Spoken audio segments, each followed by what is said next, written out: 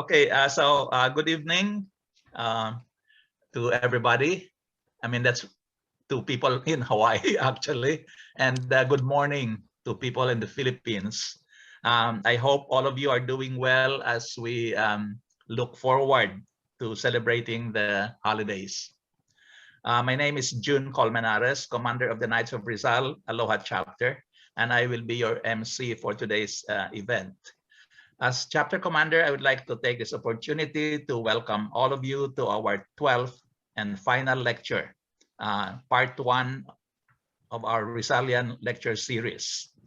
A major goal of the Knights of Rizal is to educate people on the life, works, and ideas of our national hero, Dr. José Rizal. And this lecture series is one way by which our chapter endeavors to help achieve this objective. I would like to remind our participants that the lecture will be for about, an hour, followed by a reaction, and then there will be a Q&A session after that. I would like to remind everybody to mute your microphones when you are not speaking. I now call on Sir Dr. Raymond Leongson, KGCR, to introduce our guest speaker. Hi, aloha and mabuhay. Good evening, Hawaii and America.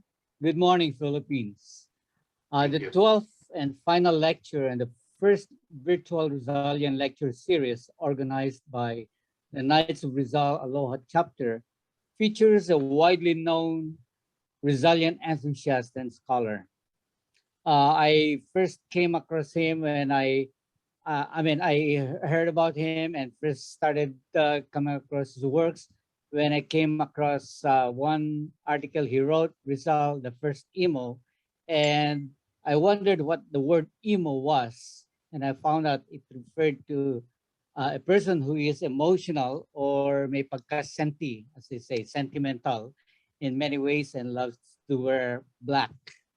Yeah. Anyway, turned out the author was Charleston Xiao Chua, and he simply grabbed my attention.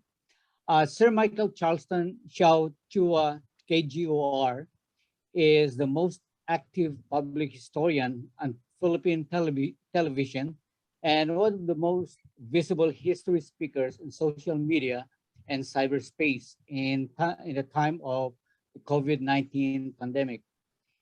He teaches at the De La Salle University, Manila, Department of History, and at the University of the Philippines, Diliman Department of Broadcast Communication.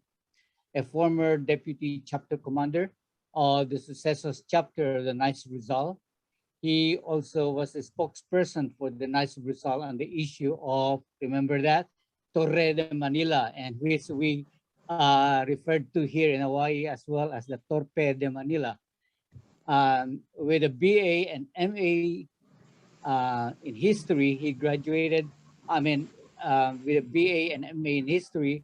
He is a PhD anthropology student at the University of the Philippines in Diliman. He is author of the book Bonifacio, ang unang Pangulo, or Bonifacio, the first president. And he is also known a known teacher and speaker on the life, works, and writings of José Rizal. He was original bottom liner in the bottom line with Boy Abunda, historical consultant of history with Lord teleseries Ilustrado and Katipunan. He also is one of the creators of Xiao. He is the creator of the Xiao television, Xiao Time television segment, watched by students and teachers all over the country in their online classes. Many of these segments are actually available online. You can check them out on YouTube. He also writes a Saturday column for the Manila Times. Ladies and gentlemen, I would like to present to you Sir, soon to be a doctor too, hopefully very soon, Michael Charleston Xiao Chua, KGOR. Xiao, Xiao Chua, KGOR of the successors chapter of the Knights of Rizal in Manila. makasaysayang umaga. Good morning, everyone from Manila. It's a rainy day actually in Manila, but I think there a lot of people are affected by the Odette storm that just passed in the Visayas in Mindanao area. So we offer our prayers, and hopefully we can also help them through our donations. Also, I would like to first thank Sir Raymond. Thank you for that introduction. I would also like to thank the one who invited me here, Serafin Colmenares Jr., PhD, MPH, the administration of the State Health Planning and Development Agency of the Department of Health of the state of Hawaii. And all of you here in the Aloha chapter, Center for Rizalian Studies. You have Sir Clem Bautista here. Thank you so much. Sir Stanley, Sir Federico Magdalena, whom I met in the UGAT conference before. Hello, Michelle. Thank you for coming as well. And I would like to also acknowledge a very important participant here. I did not expect that he will come. He is my colleague in the history department of the De La Salle University, Manila, who is also an author of 2 new Rizal books, Karugtong, which is ilang paglalaro sa kathang-isip ni José Rizal. These are plays that explores the fiction that José Rizal made. Okay? I think it's available in Shopee or Lazada. I don't know if you have that in Hawaii. And also, you have here essays on Rizal's world and works, what Capitan Tiago served, and Padre Damaso ate. So, Dr. Victorez is here with us today. And that's why, in a way, I'm quite nervous because he's more knowledgeable. But he's a very good friend of mine. And I really like to get his feedback. Okay, so I would like to present now my slides. The last days of José Rizal, clarifying the clouds in the life of the national hero. Again, thank you to the Knights of Rizal Aloha Chapter, non omnis moriar. Hindi lahat sa akin ay papanaw. Maraming salamat po. We're still in the final leg of the 160th birth year of José Rizal, a very important milestone that apparently we were not able to celebrate much because I think it was overshadowed by the quincentennial commemorations in the Philippines, the circumnavigation of the world and the victory at Mactan 500 years ago. Again, when you have time, please subscribe to my YouTube channel, follow my social media accounts, and please visit my website, xiaochua.net and bangkanisiao.wordpress.com. I already delivered this lecture for the Knights of Rizal last year for the first time, but I delivered it in Filipino. So this is the first time that I'm going to deliver it in English for our international audience. Okay, so this is Dr. José Rizal, our national hero in the Philippines. You already know a lot about his life, so I'll go straight to the point about what happened to him when the Philippine Revolution started. There is a misconception, of course, that José Rizal's life sparked the Philippine Revolution. José Rizal's death sparked the Philippine Revolution. Those who are not so familiar with history, they always say that. They always liken it to Ninoy Aquino dying, and of course, after 2 years, that snowballed to what the ends of what the People Power Revolution, the events of the People Power Revolution. Yet, in Rizal's, if you're going to look at Rizal's history, the revolution happened first. Of course, there are points of view that he inspired it with his writings, which is also correct. Okay, but his death was not the one that inspired the revolution. In fact, his death was the result of the Philippine Revolution. We should clarify that. Okay, so Rizal's heroism, this is the abstract. Rizal's heroism is only highlighted by his death, but was surely defined by his life given in the service of his people's rights and liberties. This is a clarification that Rizal was not a hero because he was killed in Bagong Bayan. So, it just made him his shall we say his legend, kumbaga, cemented. That cemented his heroism, but his whole life was dedicated to service. We always have this propensity to focus on the death of a hero, to define his heroism.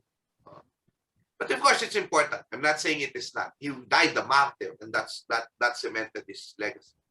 Yet his last days, filled with both humanly ambivalence and heroic resolve, clarifies many of the misconceptions about his stand on certain issues that plague us for many years. The scholarship of the past 30 years clarifies many of these things as reflected in his last days.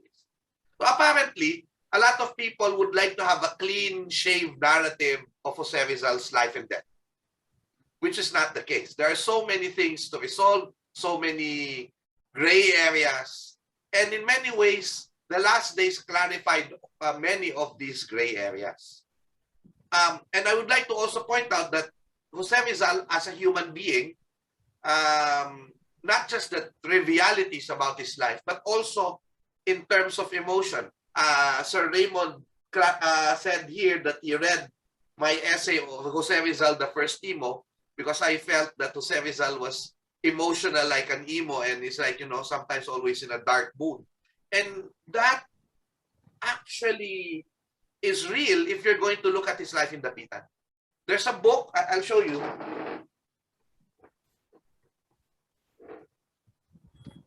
There's a book here, a new one, by Noel Villaroman. It's called Dapitanon. This is the very first work about Rizal in Dapitan that makes it, shall we say, a day-by-day account of his life. And when you put it a day-by-day account of his life in Dapitan, you will see that he had many episodes of darkness. He was depressed a lot because of what happened to him. So yes, he was productive, but he was depressed a lot. So I always say that in many ways, he's very much like us. Despite the many hardships of life, despite the many insecurities, we always try to do something. And I believe that as Knights of Rizal, we have to have that kind of resolve. Despite all the odds, we're going to give something for our people. Thank you so much. So there you go. So we'll clarify some of his gray areas in this lecture. So the Philippine Revolution happened August of 1896. He was actually in Manila still, at that time, aboard the ship. Emilio Jacinto, disguised, and went aboard the ship. Emilio Jacinto, the brains of the Katipunan, the brains of the revolution, and a young guy. He climbed the ship and told Rizal, before something happens to you, let us go. We'll escape you, and you will be out of danger. And Rizal really said, no, I want to give my word of honor, and that was that. And so on the way to Cuba, because he offered his services to the Spanish army, and a lot of people are saying that Rizal should be branded actually as a traitor, because he was betraying the Cuban revolutionaries who have the same plight with Filipino revolutionaries by serving as a doctor in Cuba. Of course, if I'm not mistaken, it was Blumentritt who actually said that Rizal went to Cuba to study revolution. And so maybe he can help in the revolution. But whatever it was, a lot of people questioned that. But whatever it was, he was held in his cabin at the MB Isla de Panay dock at Barcelona on October 6, 1896. This is more than a month after the Philippine Revolution exploded on the 24th of August, 1896. At 3 a.m., October 6, 1896, Rizal was awakened to be brought to Montjuich prison in Barcelona, Spain. Of course, the Montjuich was a notorious prison. It was like Intramuros, walled prison in Barcelona, Spain. And October 6 at 2 p.m., he was interviewed, and it was like deja vu, because when he was interviewed by General Eulogio Despujol, he was, at first, he was the Governor General of the Philippines in 1892. And when he was interviewed by General Eulogio Despujol, he was arrested after. And because they found leaflets in his sister's, they found leaflets in Rizal's sister's things. And of course, because of the La Liga Filipina, they arrested him and brought him to the Pitan. I mean, just imagine how Rizal would have felt that when he faced this Paul again, he was under arrest. And of course, he would be brought back to the Philippines the same day, 8 p.m. He left Barcelona for Manila. There is a very interesting note here. Someone, and I did not include it here, someone actually wanted to save José Rizal by invoking writ of habeas corpus in Singapore. Jose Maria Basa. Jose Maria Basa, when they heard that Rizal was arrested, acted very swiftly and asked the Court of Singapore to remove Rizal from the steamer. The crux of Mr. Fort's legal contention, they called the local lawyer. He was carrying, they said that the crux of Mr. Fort's legal contention was that Rizal was illegally detained on the Spanish steamer. So if that was successful, that would have, saved José Rizal. But the problem was, of course, the Chief Justice, Lionel Cox, denied the writ on the ground that the Colon, the ship, was carrying Spanish troops to the Philippines, hence it was a warship of a foreign power, which under international law was beyond the jurisdiction of the Singapore authorities. And that was sad. That could have saved José Rizal's life. On November 3, Rizal was brought to Fort Santiago, where other patriots, including his brother Pasiano, were being tortured to implicate him. Pasiano refused to sign anything despite being his body broken and his left hand crushed. So, of course, we all know how big the influence of Kuya Pasiano is to José Rizal. There is no José Rizal national hero without his brother Pasiano. And we believe that while José Rizal was imprisoned, this was Fort Santiago before, and I hope you visited this when you were in the Philippines. This was the original, or I think this was the original barracks when it as it appeared before, the cell of Dr. José Rizal, which was destroyed during World War II, but they were able to rebuild it. And thank you, Sir Vic, for some of the photographs here. So this is the present site of the cell of José Rizal, where he was brought from November 3 to December 29. So this is the cell as it appeared for many years, with a sculpture that was supposedly done by Guillermo Tolentino, national artist. Rizal was a VIP prisoner.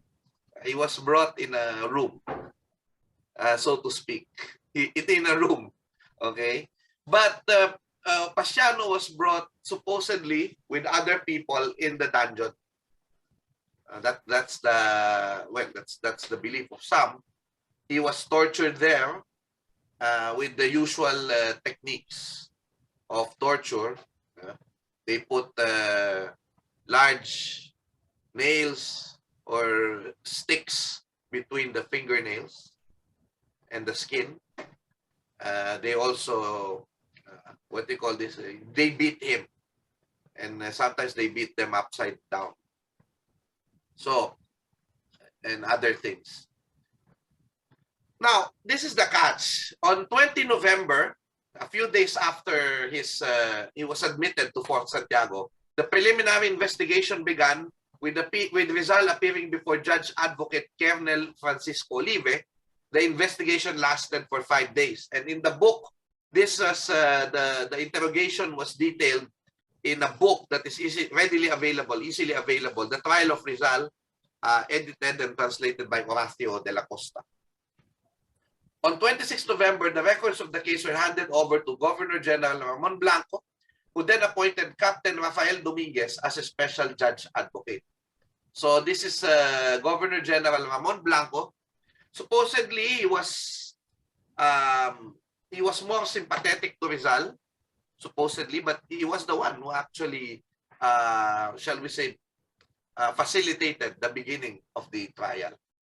He was, of course, very busy dealing with the Philippine Revolution, the battles of the Philippine Revolution that was happening at the time. December 8, 1896, from a list submitted to him by the authorities, he chose the brother of his friend, Lieutenant Luis Tabiel de Andrade, to become his trial lawyer. So the name Tabiel de Andrade rang a bell. And so they were able to say that, oh, he was able to pick, I want to pick this guy. And apparently he was a brother of his friend. He was only made to choose among army officers and not a civilian lawyer. This was one of the things that makes, they said, José Rizal's trial in a way murky because he was a civilian. But of course, you have to understand that his, like Ninoy Aquino, their cases were subversion. So they were instigating a revolution. So that's why both Rizal and Ninoy were tried in a military court. And of course, Ninoy went to the Supreme Court saying, this is a mockery of justice. I am a civilian. Why are you trying me in a military court? And of course, the answer to that is that because the case is actually rebellion. Rebellion. 11 December, in his prison cell, Rizal was read the charges against him based on the initial investigation. Principal organizer and the living soul of the Filipino insurrection. The founder of societies, periodicals, and books dedicated to fomenting and propagating the ideas of rebellion. If you're going to look at the way the charges were led or were formulated, the wordings of the formulation of the charges, medyo malawak. It's kind of sweeping. But if you're going to look at it, you all know that he did not found the Katipunan. Definitely. The one who instigated the revolution. You can say that Noli Me Tangere and El Filibusterismo maybe tried to foment and propagate ideas of rebellion. And in many ways, he was guilty because of that. So, it's kind of wide and, they really wanted to implicate him. It was the living soul of the Filipino insurrection. Alma de la rebellion. Alma de la rebellion. And Professor Bani Biernas told me, he said this, it's quite easy to actually connect the Katipunan from the La Liga Filipina. Why? Because if you're going to look at it, many of the members of the Katipunan were former members of the Liga. Right? And the problem also was that the Liga Filipina, without Rizal's knowledge, he was resurrected through the Cuerpo de Compromisarios. Because we all know that the Liga Filipina was founded on July 3, 1892, but he was arrested after 3 days. But after some months, they were able to regroup again, and they actually facilitated donations, the collecting of donations for La Solidaridad, including Apolinario Mabini. So, Apolinario Mabini was the one collecting money to send to Marcelo del Pilar. So that was the continuation of the La Liga Filipina of Rizal. But of course, Rizal said he did not know that. And also, the name of the Katipunan is in many ways similar to La Liga Filipina. You know, I found the document.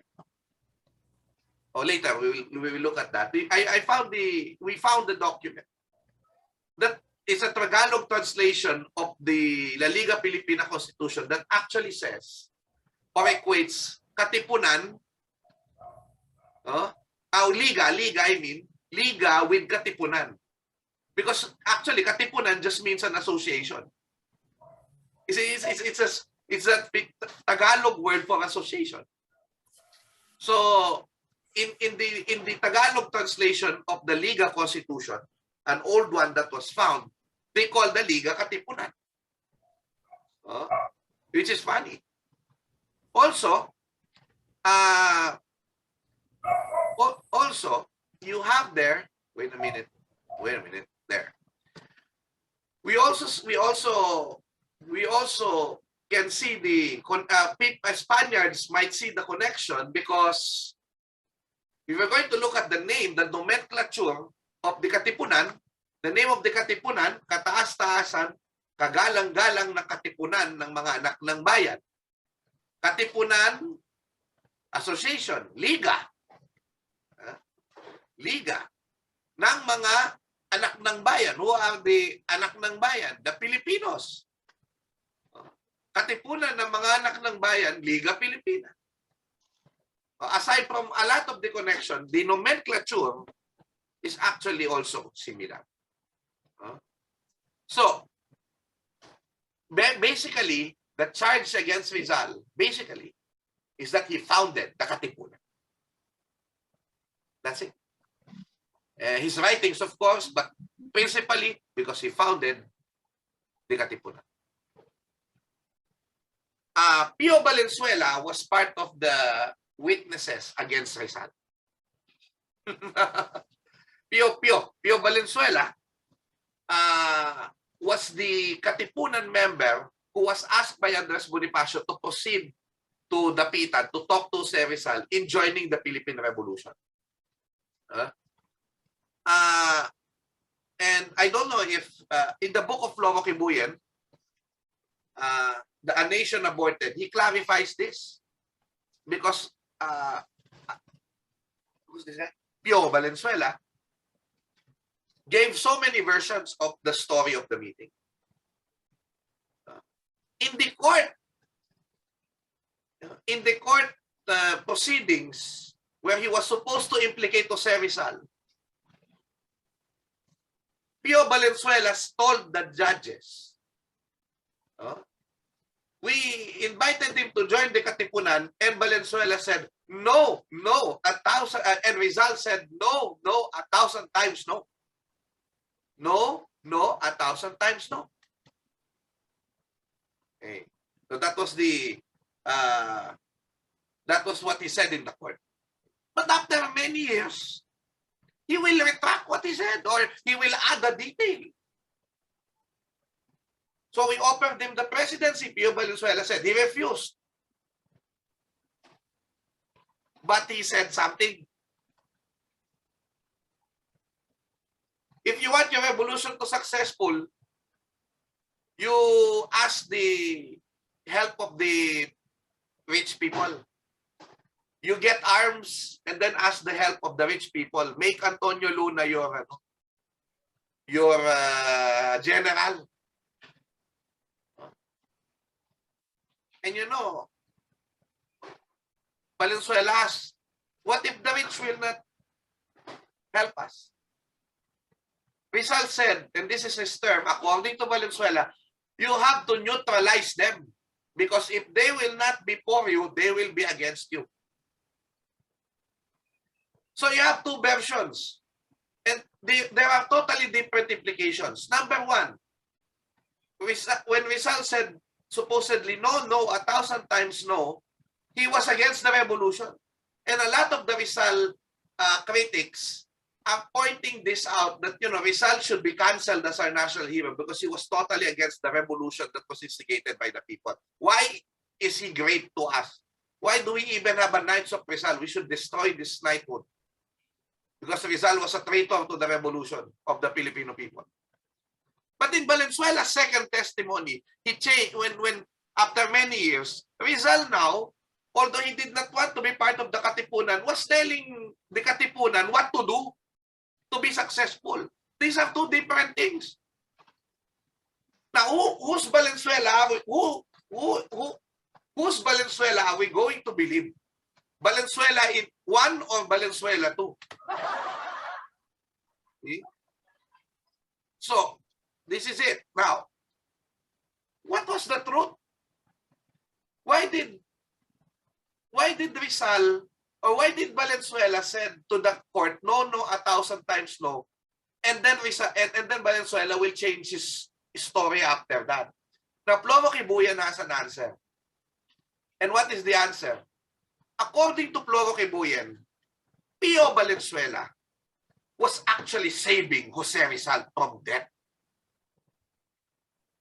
By saying that Rizal refused to help in the revolution, Pio Valenzuela was implying that José Rizal was not guilty. Do you get me? Right? That is very important. That is very important to know. Now, what was the truth? Did Rizal say something? Did Rizal say no, 1,000 times no? Or did he really said something to the effect that, if you want to be successful, do something?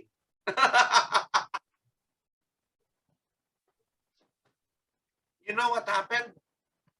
I read something in the trial of Rizal that shocked me. Look at what Rizal answered in this question. Aside from bringing a patient to him at the beaten, what other object did Pio Valenzuela have in going there? What did they talk about? And what did he tell him? The answer of Rizal was this. Wait a minute. He said, Don Pio told the prisoner that there was to be an uprising and that they were worried about what would happen to the prisoner in the pitan.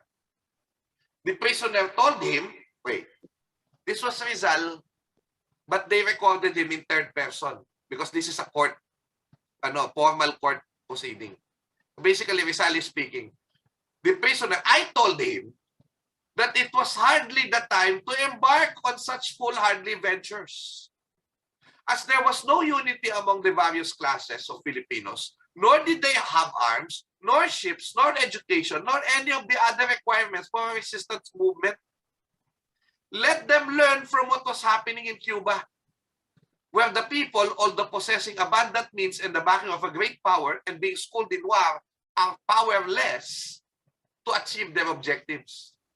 Moreover, whatever may be the issue of the struggle, it will be to Spain's advantage to grant concessions to the Philippines. For this reason, it is in my opinion that they ought to wait. If you're going to look at it, in many ways, Rizal implicated himself already here. And confirmed the second version of Pio Valenzuela's testimony, in which Rizal actually said, yes, this might be foolhardy. It is not wise to embark on these ventures because we do not have the requirements to have a revolution. So you have to wait.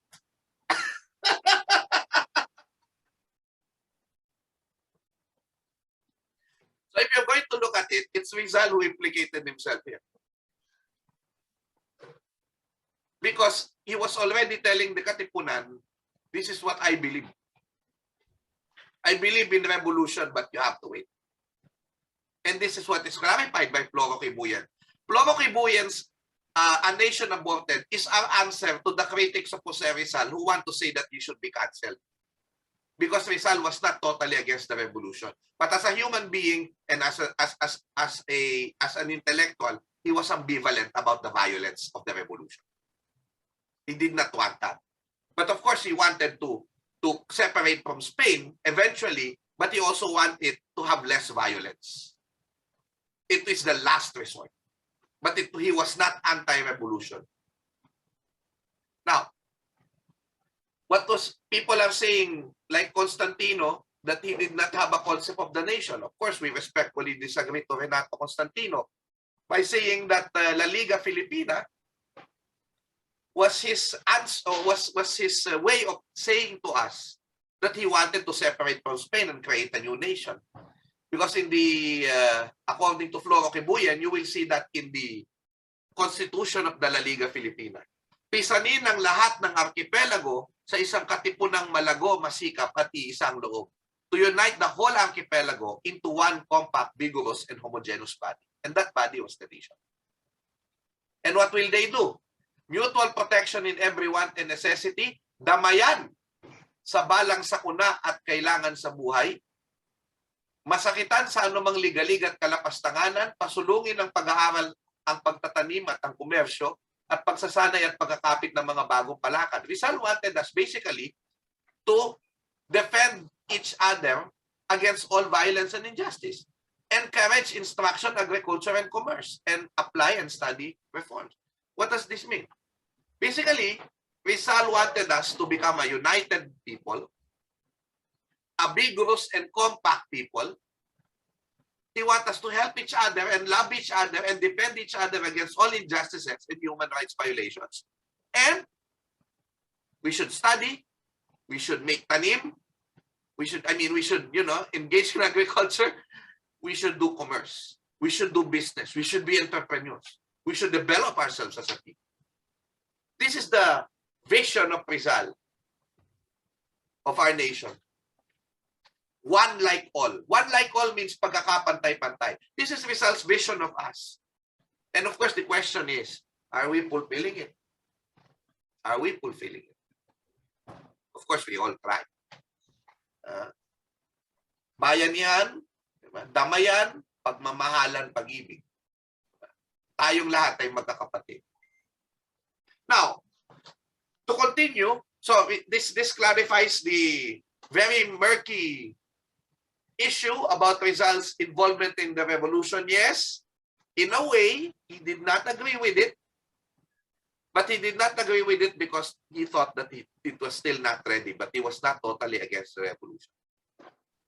December 13, 1896, Ramon Blanco was suddenly replaced by Camilo de Polavieja. Because, as I said, Ramon Blanco was more sympathetic to Rizal. So someone, maneuvered to remove him. A more ruthless character, this Camilo de Polavieja guy, as Governor General of the Philippines. Dominguez submitted the papers of the Rizal case to Malacanang Palace. Basically, putting Camilo de Polavieja here cements Rizal's execution. Okay? So, I just check the time. Okay, I'll try to end in 20 minutes. December 15, Rizal issued this manifesto to certain Filipinos. Okay. One person in Facebook is telling people, no, I found something. This December 15 manifesto that Rizal wrote that the historians did not want to talk about because they do not want to cancel Rizal. This makes José Rizal a coward. He should not be national hero. He's speaking in FB. Did he even read what Floro Kibuyan wrote in A Nation Aborted? Did he even listen to my talk last year where I talked about the December 15 manifesto? We are not ignoring this. We are putting it into context.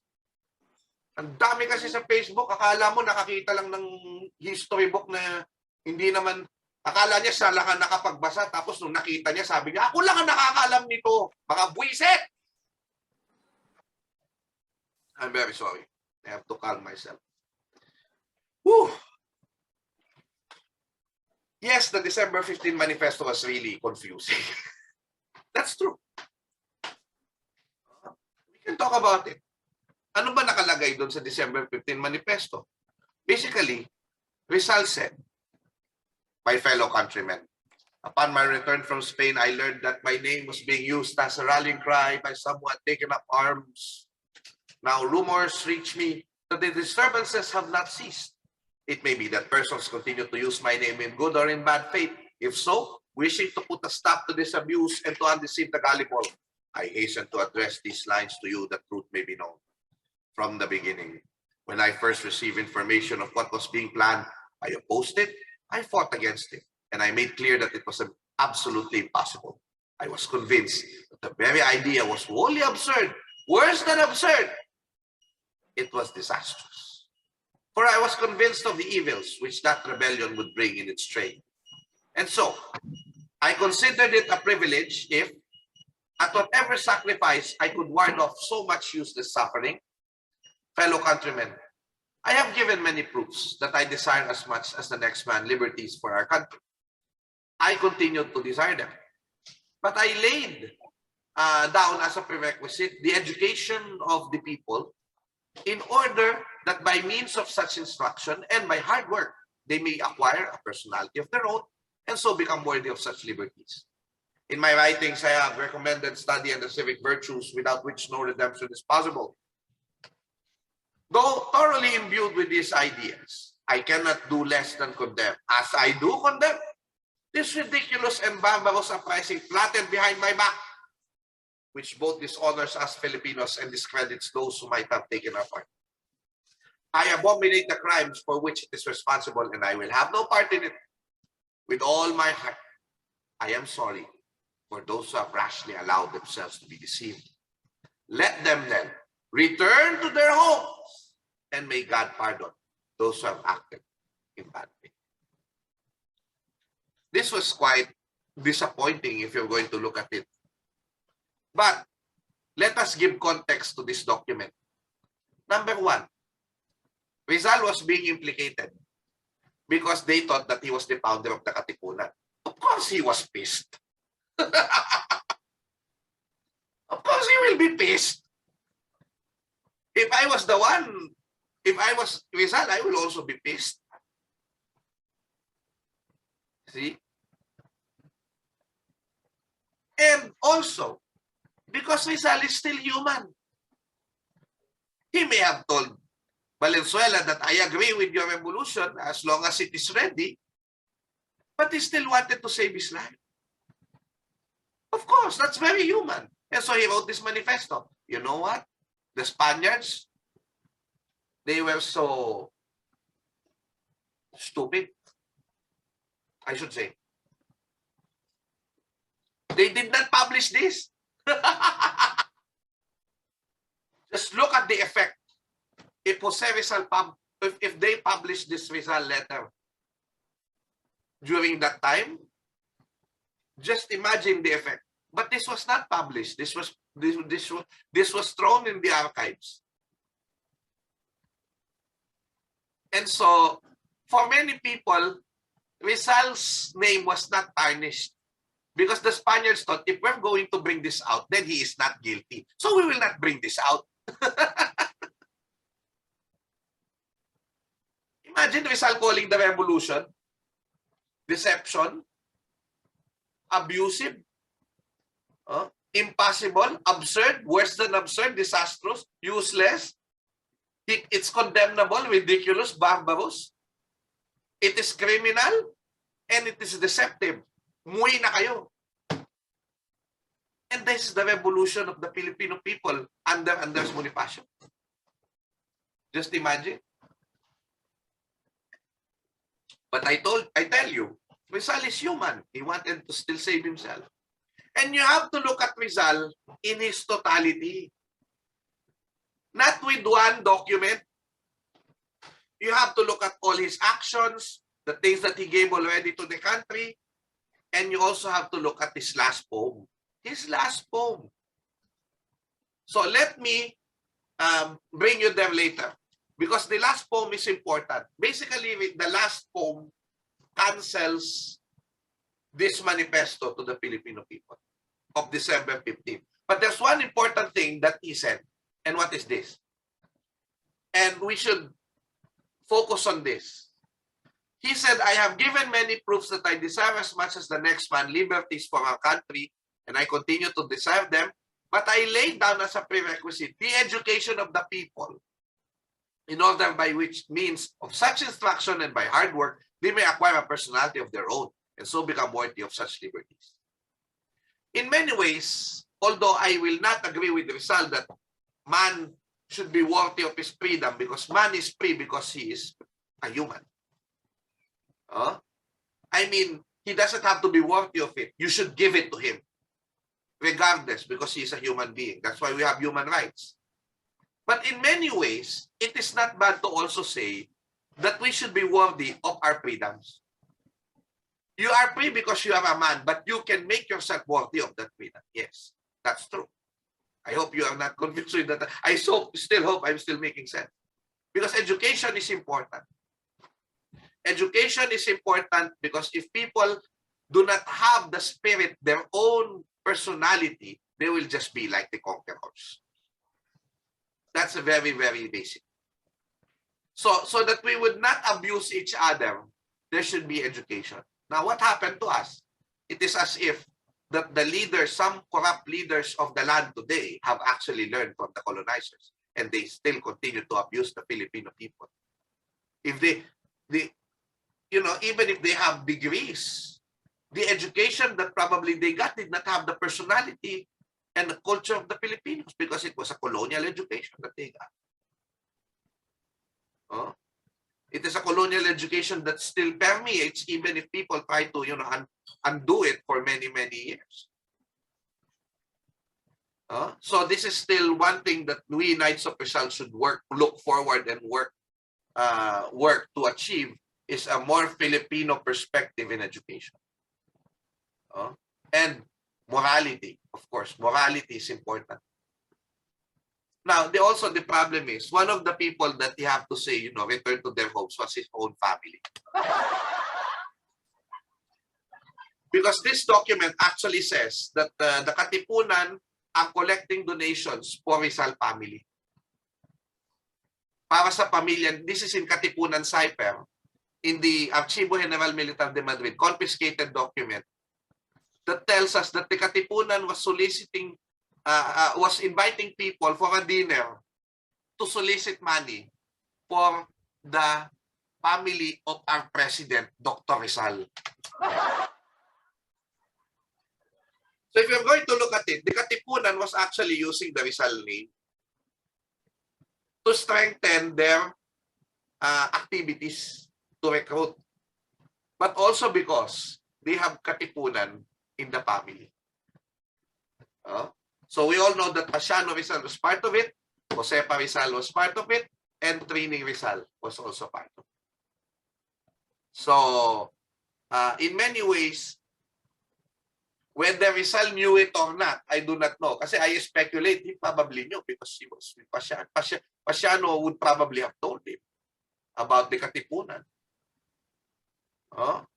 They were living in the same area, Binondo, because they left Calamba already after the Hacienda question in 1892, 1891.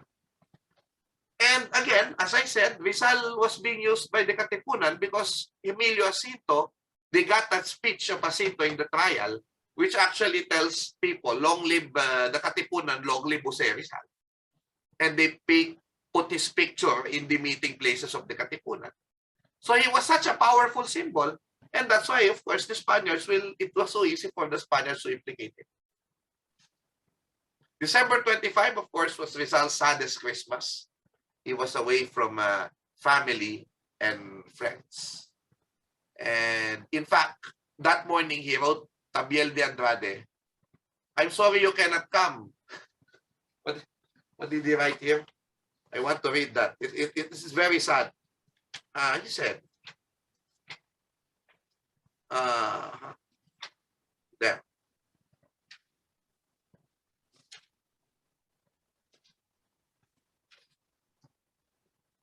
my very distinguished defender, Fort Santiago, December 25, 1896. The investigating judge has informed me that tomorrow my case will be heard before the court. I was waiting for you this morning to tell you of an important matter, but undoubtedly the pressure of your work did not permit you to come as expected by the investigating judge. So Rizal was waiting for him. He did not come. If you have time, I should like to speak to you before I appear before the court. So I don't know if he came after or he came the next morning. He definitely came the next morning to fetch him. I shall be grateful if you come this afternoon, this evening, or tomorrow. Wishing you Merry Christmas. I reiterate, always your attentive and affectionate servant and client, José Rizal. He was probably remembering the many Christmases with his family when he was young. He was probably remembering the many Christmases with friends abroad. He was probably remembering the Christmas cards that he sent, or the Christmas drawings that he sent to his nephews and nieces. Like this one. These are actual drawings of José Rizal of pine trees, of Christmas trees. The next day, December 26, 8 a.m. was his trial. The trial of Rizal began at Cuartel de España. On the same day, the court-martial secretly and unanimously voted for a guilty verdict with the penalty of death before a firing squad. So we will not detail the trial because, in a way, I touched on them already. But basically, you can read it in the trial of Rizal, edited by Horacio de la Costa, Father Horacio de la Costa. And so, Rizal trial. And then on December 28, Polavieja signs the death verdict. And this was transmitted to Rizal the next day, December 29 at 6 a.m. Rizal was read his verdict by Captain Rafael Dominguez to be shot the next day at 7 a.m. at the Luneta de Bagumbayan. December 29, 7 a.m., he was transferred. Wait a minute.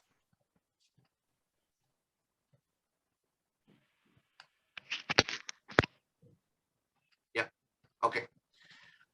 Rizal was transferred to the chapel cell adorned by religious images to convince him to go back to the Catholic fold. His first visitors were Jesuit priests Fathers Miguel Sadera Mata and Luis Vita. So, in many, if you're going to look at it, the funny thing was that José Rizal was transferred in a room, and most of his visitors were Jesuit priests. He was surrounded by Jesuit priests when during his last hours. And so Father Mata and Visa, after Father Sadera left, Father Visa, Rizal asked Father Visa at 7:15 a.m. for the Sacred Heart statuette, which he carved when he was an Ateneo student. From his pocket, the statuette appears. So, there you go. And it's still there in the Ateneo. December 29, 8 a.m., Father Visa was relieved by Father Antonio Rosel, who joined Rizal for breakfast. Lieutenant Luis Tabiel de Andrade joins them. At 9 a.m., Father Federico Faura, of Padre Faura fame, who once said that Rizal would lose his head for writing the Nolime Tangere, arrived. Rizal told him, "Father, you are indeed a prophet." Very sad. 10 a.m., Father Jose Villaclara and Estanislao March visited Rizal, followed by a Spanish journalist, Santiago Mataix of El Heraldo de Madrid, for an interview. And then, in Malacañang Palace, a letter was sent to the Governor General by José Rizal's mother, pleading to save the life of José Rizal. Now, there's this, shall we say, urban legend that the mother of José Rizal climbed the stairs of Malacañang, weeping and crawling to beg for her son's life. This urban legend was heard by Manuel Quezon. That's why when he became president, he established a ritual that every president afterwards who assumes office in Malacañang will do, which is the ritual climbing of the Malacañang stairs for the very first time as president. Because what happens there is that Manuel Quezon wanted to be photographed climbing the stairs, standing up and very proud. Because he was the very first leader of the Philippines who steps in Malacanang who was not a foreigner. And he said, and according to his relatives, he did that because he wanted to avenge Teodora Alonso, who have to, crawl from those steps to beg the Governor General. We do not know that this story is true, but the impact was there. And so since then, from Manuel Quezon to the present president, the ritual climbing of the stairs happened because it tells them that, we are now the leader of the Philippines, and to Manuel Quezon, that means that no Filipino has to beg for his life. Manuel Quezon commuted the death penalty during his time. He did not implement it. That's why that story, that urban legend was had an impact.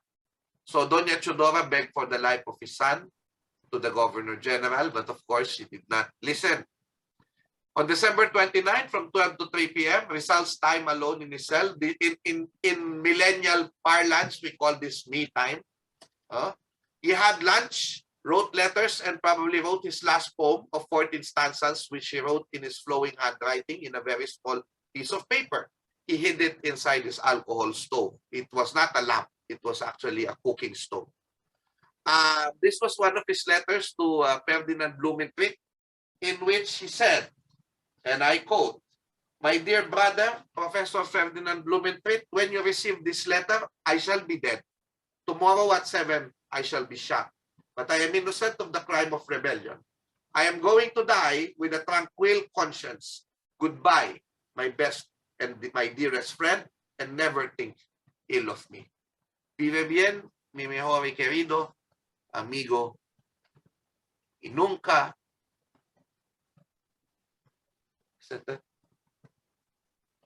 mal de mí."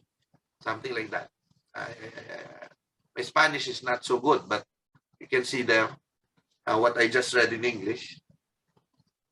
Fort Santiago, December 29, 1896, signed José Rizal. Regards to the entire family, to Senora Rosa, Loleng, Conradito, and Federico, I am leaving a book for you as a last remembrance of mine.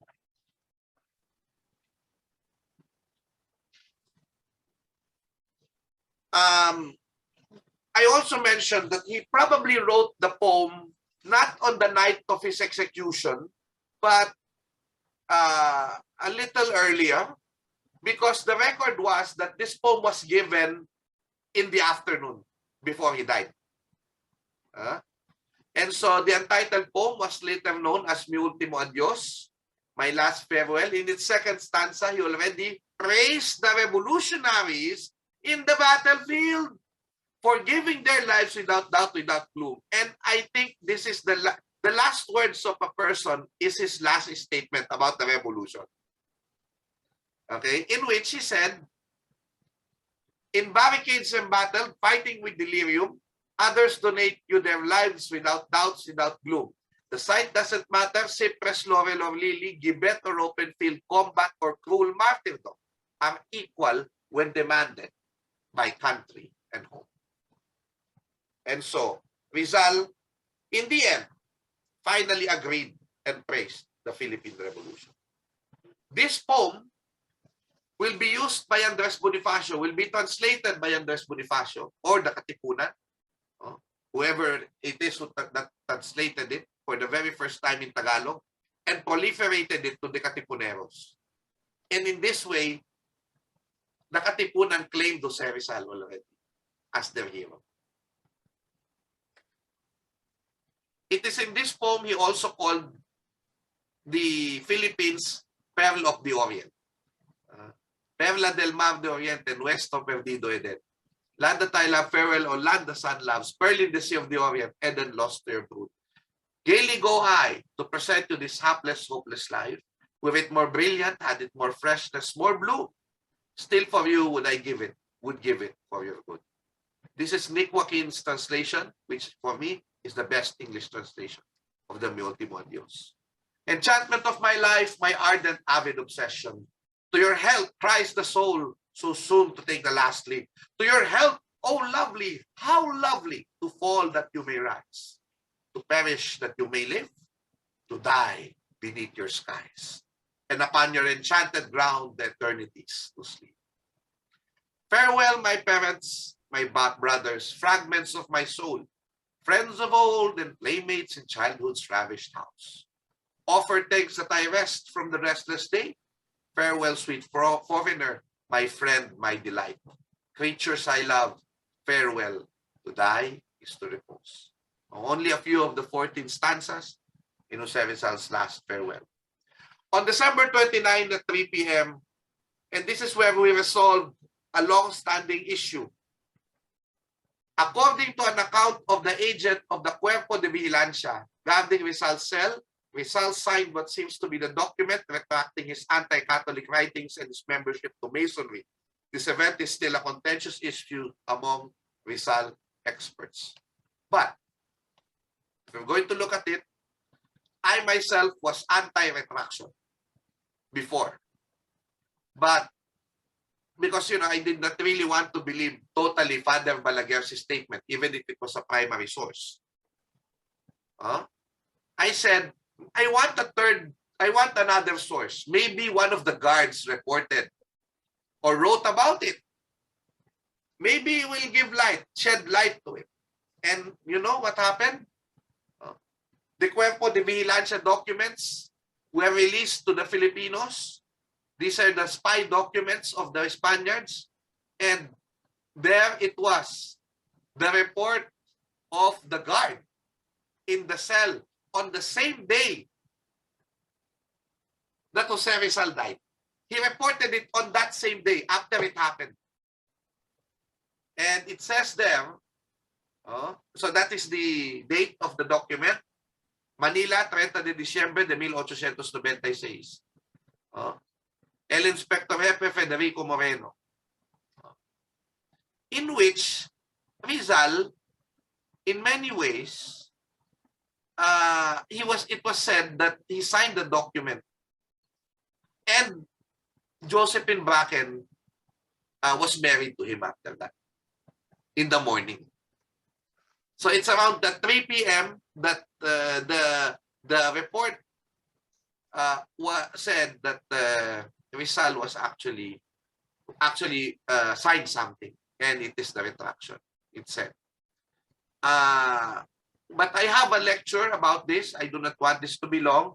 I have a separate lecture called the Retraction of José Rizal, based on the findings of Rene Escalante, NHCP chair, about the Cuerpo de Vigilancia documents. I hope you can watch that in my YouTube channel. Now,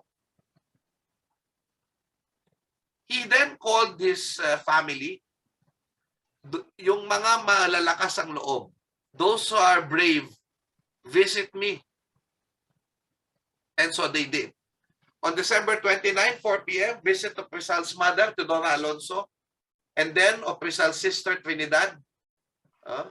She entered to get her mother, and Rizal whispered to her in English, referring to the alcohol stove, there is something inside. And of course, that was the last home. They were also accompanied by Narcisa, Lucia Josefa, Maria, and son Mauricio Cruz, Morris.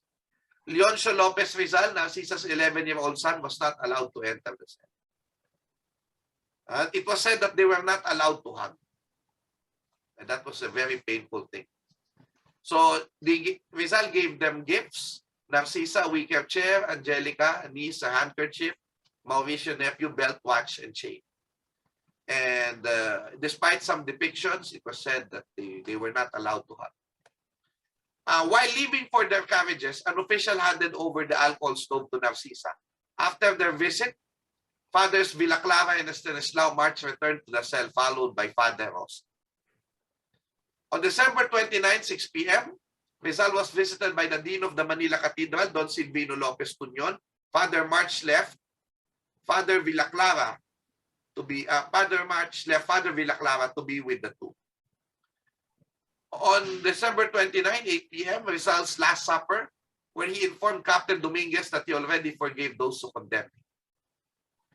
9:30 p.m., Rizal was visited by the Fiscal of the Royal Audiencia of Manila, Don Gaspar Sestaño, with whom Rizal offered the best chair of the Senate. According to accounts, the Fiscal left with a good impression of Rizal's intelligence and character. Now, of course, Rizal rested. According to Father Balaguer, and by the way, I would like to say something about Father Balaguer, and you will see it in the retraction lecture that I have. In the record of this guy,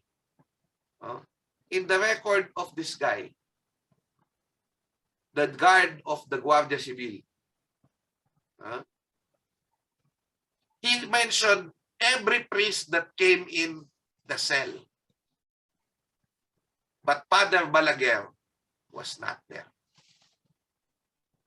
He did not mention any Father Balaguer entering the cell. He recorded everybody who entered, except Father Balaguer.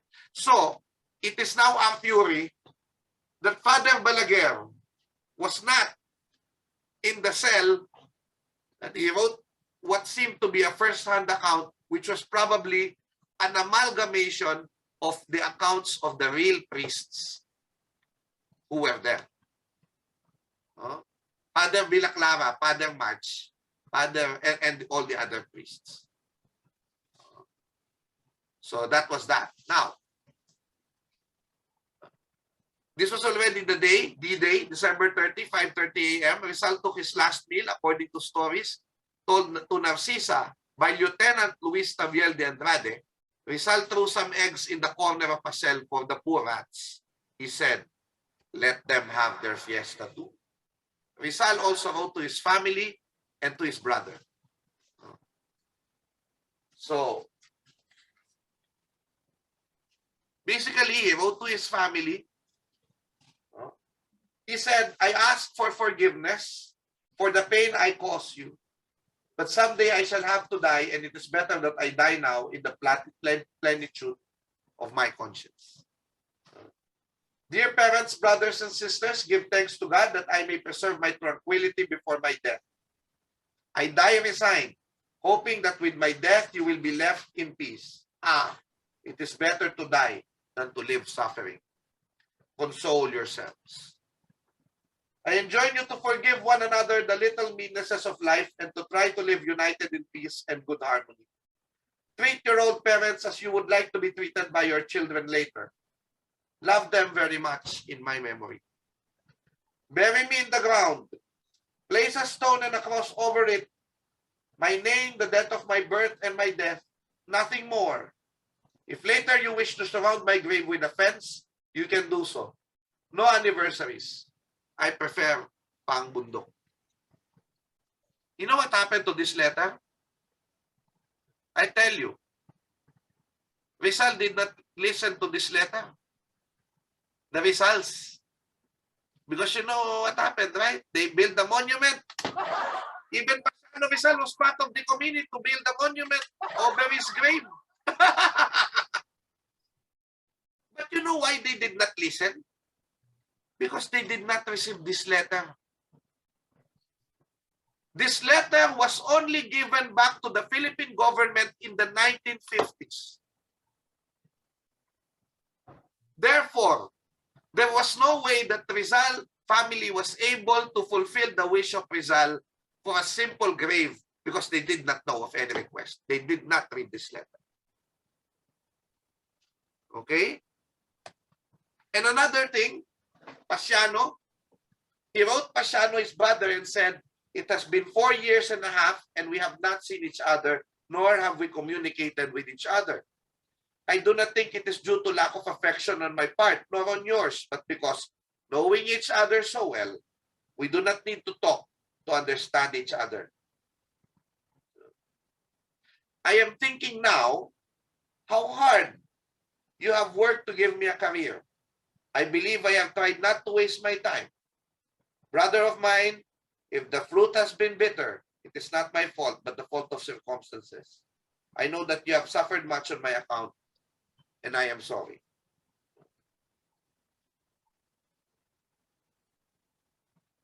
Now I am about to die. I forgot to read this line before that. It is you that I dedicate my last line to tell you how sad I am to leave you alone, my life, burdened with the weight of the family and our old parents. I am sure you, brother, that I die innocent of this crime of rebellion. If my former writings have contributed, I do not deny it absolutely, but then I thought I have expiated for the past with my deportation. Tell our father, I remember him and how I remember my whole childhood of his affection and his love. Ask him to forgive me for the pain that I have unwillingly caused him. On December 30 at 5 a.m., teary-eyed Josephine Bracken and José Rizal came. According to the testimony of the agent of the Cuerpo de Vigilancia, which again proves the retraction, Josephine and Rizal were married.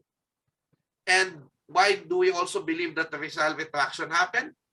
Because José Rizal gave his wife a copy of The Imitation of Christ, a Catholic classic by Thomas A. Kempis, and it said there, to my dear and unhappy wife, Josephine, December 30th, 1896. One, if he did not retract, why did he give them the Imitations of Christ? Why did he give them the Imitations of Christ? If he did not retract, why did he call him his wife? So, and then in the last poem, another thing why Rizal, I think Rizal retracted now. Because in the what's that? In the last poem of Rizal, if there's just a cross there in my grave, you know, they said that his grave will have a cross. So if he did not believe in Catholicism, why do you put a cross there? See? So there it is. Okay, I'll try to make this fast. To my dear and unhappy wife, Josephine, December 30, 1896. Eventually, Josephine joined the Philippine Revolution, and she even killed one Spaniard. He asked the Katipuneros to make the Casa Hacienda de Tejeros a military hospital for the Katipunan, and she was actually there in the Tejeros Convention asking people to talk their differences and to be calm during the Tejeros Convention that unseated Andres Bonifacio as president of the revolutionary government. And so Josephine and the sisters also brought Rizal's poem to Andres Bonifacio in Cavite. Eventually, after that. Okay? I think that on that day itself, he was already going to Cavite. She was already going to Cavite. On December 36 a.m., Rizal wrote his father, Francisco Mercado, my beloved father, pardon me for the pain with which I repay you for your sorrows and sacrifices for my education. I did not want, nor did I prefer it. Goodbye, father. Goodbye. And then, to his mother, she only had a few words. To my very dear mother, Señora Doña Teodora Alonso, 6 o'clock in the morning, December 30, 1896. José Rizal. Maybe they did not need words for this, to express their love for each other. On December 36, 30 a.m., death march from Fort Santiago to Bagumbayan begins. 4 soldiers with bayoneted rifles lead the procession, followed by Rizal, Taviel de Andrade, Fathers Villa Clara and March, and other soldiers. They passed by the Intramuros Plaza, then turned right to the Postigo Gate, then left at Malecon, the Bayside Road, now known as Bonifacio Drive. So they passed by here. This Fort Santiago, this is the Plaza of of Intramuros, passed by the Santa Lucia, and then the Malecon to the place of execution. Okay. So he walked calmly. It was like a procession. It builds up the drama. According to Floro Kibuyan, he did not ride a horse-drawn carriage. And he saw the Ateneo and said, "Is that the Ateneo, Father?" "Yes. I spent so many happy moments there." And then he saw the beach and said, "I spent many happy moments here with my love." Abay, nagdadrama pa. That's why I call him Mimo. Nagdadrama pa, mamamatay na lang. And so, again, eventually, He appeared in, ano to? They appeared already in the Luneta, the Bagong Bayan. The crowd was waiting there, just like the execution of Gomez, Burgos, and Zamora on around the same place, where they were executed by Garrote, which was, a vile instrument. Actually, it was not just Rizal who was executed. There are many days during that time that the Spaniards executed en masse some of the suspected revolutionaries in the Luneta. You see the blood, the pavement there is filled with blood of a lot of the revolutionaries, the heroes who who gave their lives to the people. And those were implicated because Rizal, who told the Katipunan, you should neutralize those who do not help you. Aba, yung mga hindi tumulong sa kanila na mayaman, they put their names in the supporters of the Katipunan. And when the documents were caught, they were all arrested. So there you go. So yeah, these are the when they were already dead. So Rizal, they said, was like looking for someone, as if when he appeared in the Luneta. And there was, of course, a plan by the Katipunan to rescue José Rizal, in which the brother Pasiano told Andres Bonifacio supposedly that, Rizal do not want to sacrifice another life. It's better that he was the one to sacrifice his life and no one else, because rescuing him would be bloody. At 7 a.m., Rizal arrived at the execution site of the Luneta, was checked with his pulse by Dr. Felipe Ruiz Castillo. It was perfectly normal. Rizal once wrote, I wish to show those who deny us patriotism that we know how to die for our duty and our convictions. And of course, the captain said, preparen, and the guns cocked and the bullets were placed. Apunten, and the guns pointed at José Rizal.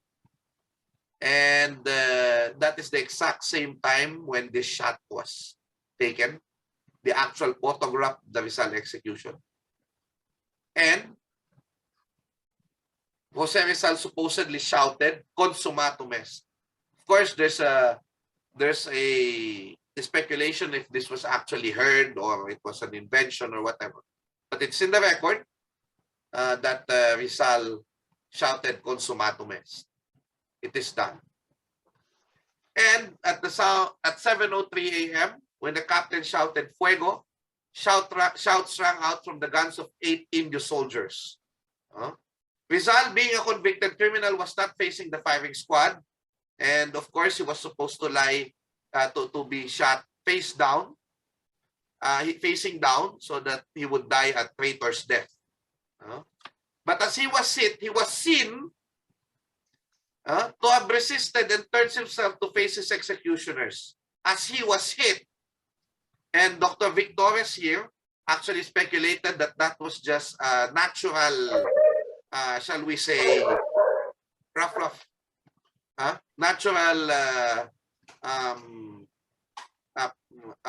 way. When the bullets hit you, it was just natural that it will turn that way. I don't know. We have doctors here, so I do not know. But it was seen, it was interpreted that because when he fell down, he did not fall like a traitor. He fell down facing the sky. And of course, they finished him off with a tiro de gracia, in a shot in the head. So whatever it was, it seems that Rizal got his, of course it was a painful death, it was tragic, but it was a death that catapulted him to legend. I wanted to see the face. According to Alberto B. Mendoza, he was one of the guards. I wanted to see the face of the man for the last time. Rizal lay dead on the dewy grass. The day had started, and little did I realize that I was gazing at the face of the greatest Malayan of them all, and I was witnessing history in the making.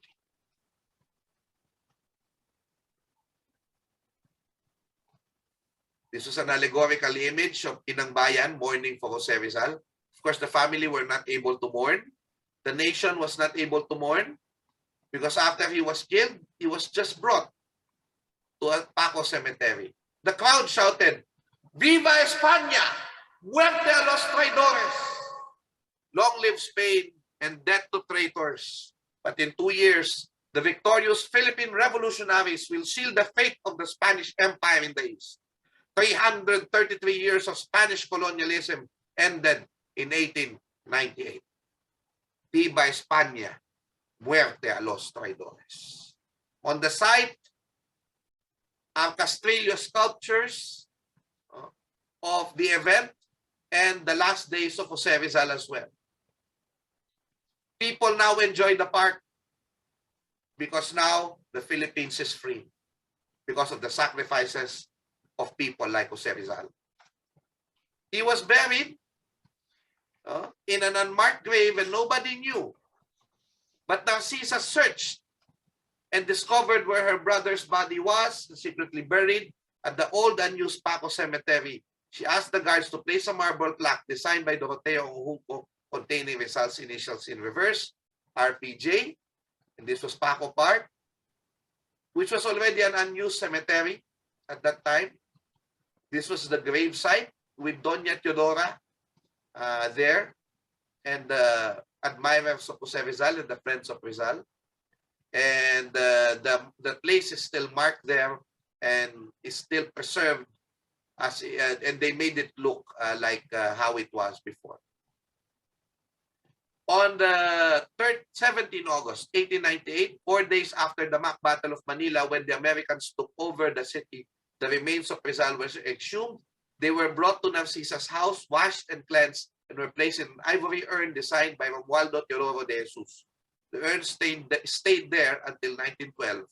And these are the other things that were preserved from Rizal's grave, including his torn suit. This was the marker where the house used to stand in Binondo, the Rizal family house. And Doña Teodora was said to memorize and recite the Mi Ultimo Adios to visitors, and they're going to, and she will show the skull of his son as a sign of her love. Doña Teodora died before even burying Rizal. Once again, on December 29, 1912, from Estrada Street in Binondo, the urn was transferred in a procession headed by the Masons and the Caballeros de Rizal to the Marble Hall of the Ayuntamiento de Manila. These are our ancestors. Our ancestors. Where it stayed overnight with the Knights on Guard. So this was Manila's shoreline. This was Manila's, this was the route. So from the Rizal family house to the Ayuntamiento, and then after that to the Luneta. So this was the Ayuntamiento, which was the most beautiful building in Intramuros, supposedly, at that time. And they placed him, and they reconstructed it recently, actually. Reconstructed it recently, and they placed him in what we call the Marble Hall. There you go, that hall. They placed him there. That became the the House of Representatives. Ano yun? Lower House, Philippine Assembly, I'm sorry, Philippine Assembly. This was the hall of the Philippine Assembly, yes. So December 30, 1912 morning, in a solemn procession, the urn began its last journey to Rizal's final resting place, the base of the soon-to-rise National Monument to José Rizal. And they place it there. So basically, this resolves the question. The urn is under the monument. It was not inside the monument. It's under the monument. Okay? December 30, 1913, the Rizal National Monument at the Luneta, after 1 year, was inaugurated. Its original design name was Moto Stella, or Guiding Star. Rizal is our guiding star, basically. It was made by Swiss sculptor Dr. Richard Kisling, who earlier also made the National Monument William Tell, the national hero of Switzerland. On December 30, 2012, 100 years after the remains or the transfer of the remains of Rizal from Binondo to the side of the Rizal Monument was recreated once again by the order of the Knights of Rizal and the National Historical Commission of the Philippines, of course with the Masons, in commemoration of Rizal's 116th martyrdom anniversary. So we even copied the uniforms. And the urn was also copied. That's Gemma Cruz Araneta representing the Rizal family, and I was there. See, I'm there. Okay. I did not join the pallbearers because I was supposed to be in the broadcast, television broadcast. And if I knew that the television broadcast will not cover this, they covered the flag raising, I should have joined them. I should have joined them. I should have been in that beautiful uniform.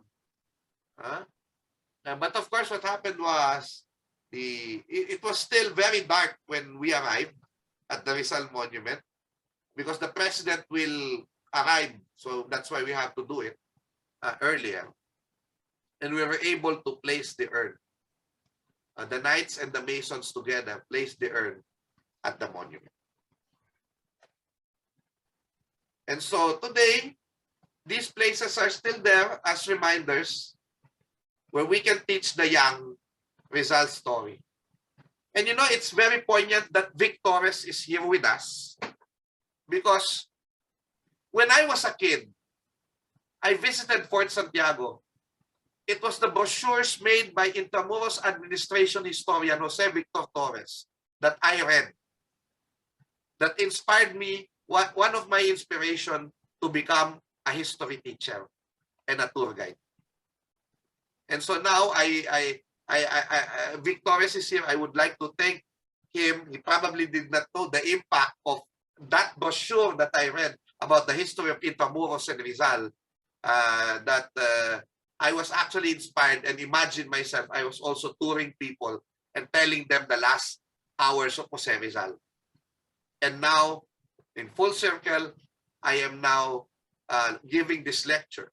And in many ways, I think our many historians before, our sources, and in many ways, I hope we can still visit Fort Santiago because inside that cell or inside that shrine, one of the bones of José Rizal, they took it out for posterity. So they did not bury everything under that monument. There's one piece that still exists. And this is the vertebra bone that was struck by the bullet.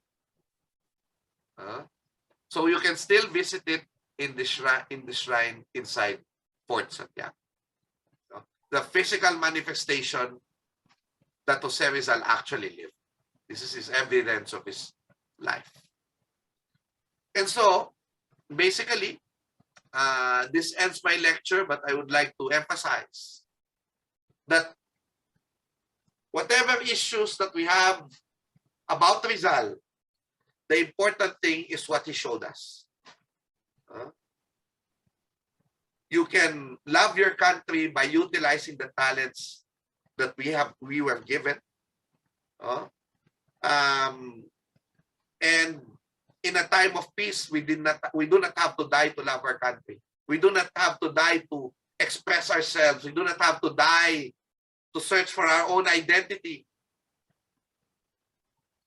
I would like to end with that moth, the story of the moth that his mother told him when he was young. Diba? The foolish moth.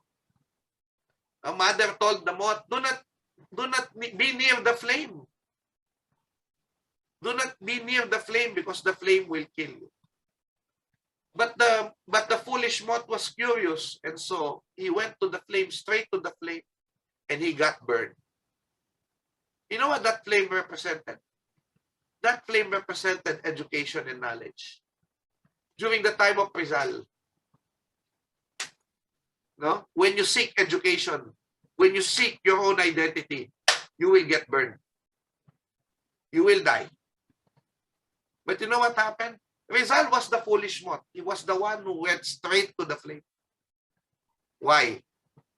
Because when he went straight to the flame and he died, the others who came after him did not have to die to get that flame and get that education.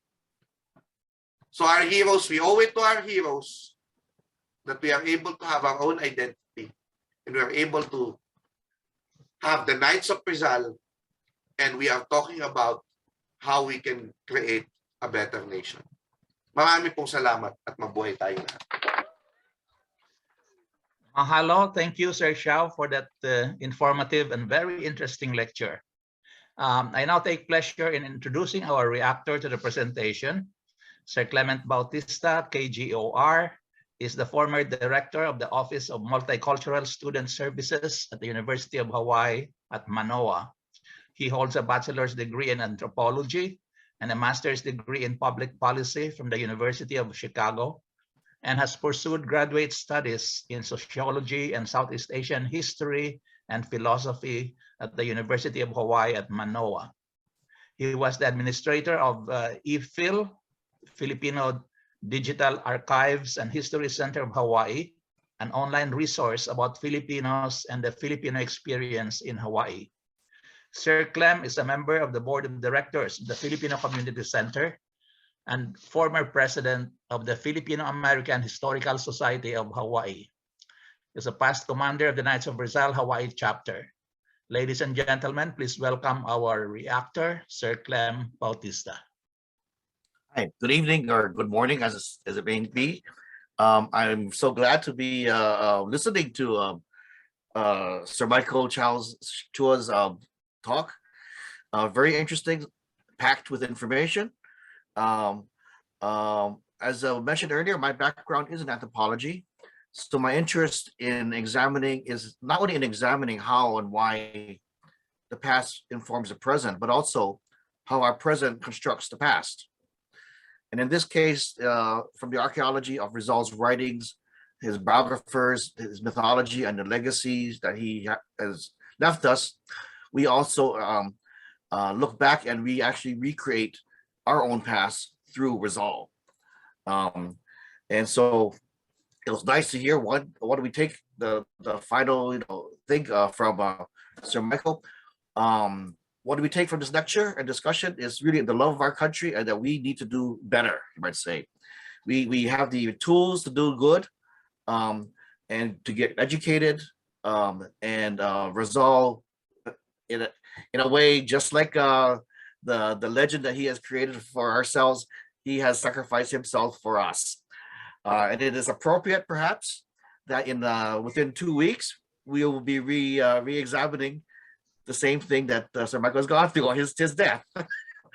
So Sir Michael gives a very detailed account of the process there. I love the idea that he gave us not only dates and days, but time schedules too. And so that's really illuminating in terms of how things actually came about. When I started to learn about Rizal and the Philippines, that was in the 1980s. And at that time, what was happening is the emergence of a Aguinaldo cult, which was conflicting with what I was trying to learn about Rizal.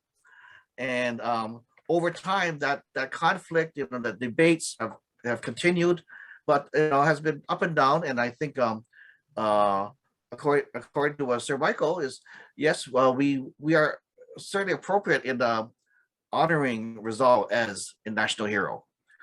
It was always my opinion that was true, and for many of the reasons that Sir Michael has given us.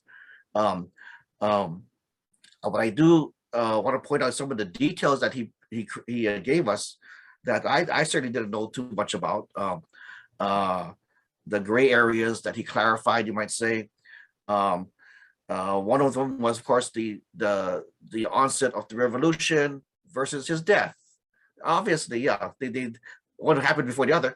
But I would also add that the revolution was, as it was pointed out, precipitated by his legacy already being created through his books, and so that was interesting. The arrest, the resolve of going to Cuba, and the attempt in Singapore to release him.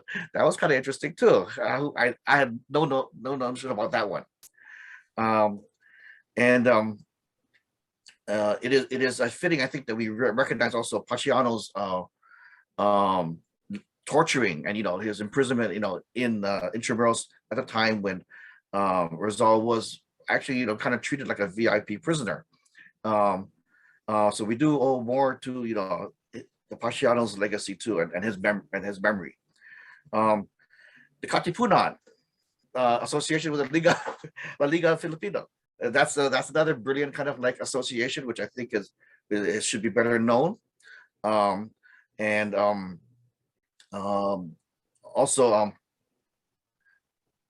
the one thing I think I was always conflicted with, and I came to a somewhat a different kind of understanding, was with the retraction.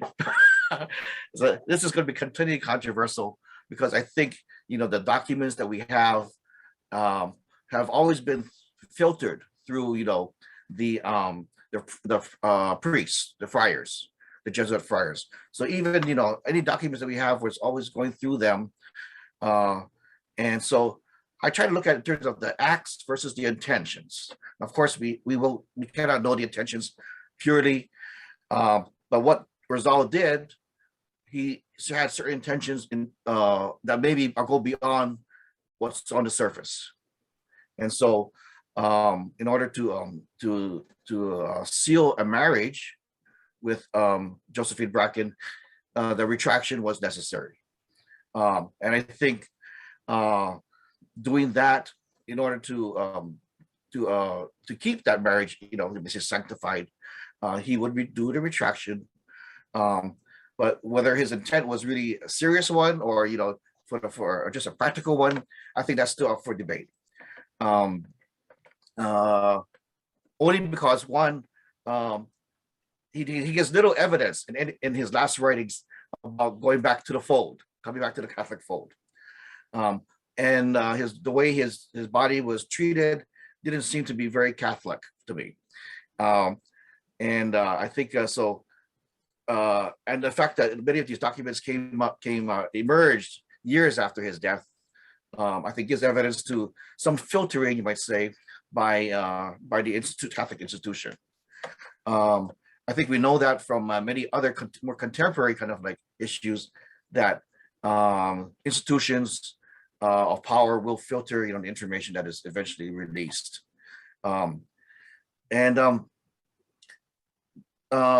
Professor Chua also gave a lot of context to documents. I think that's something that we all must be aware of. So again, to look at the wider context of how these documents were created, we have many listings of the documents, but they're just the documents. And I think you have to fill in as historians, buddy historians.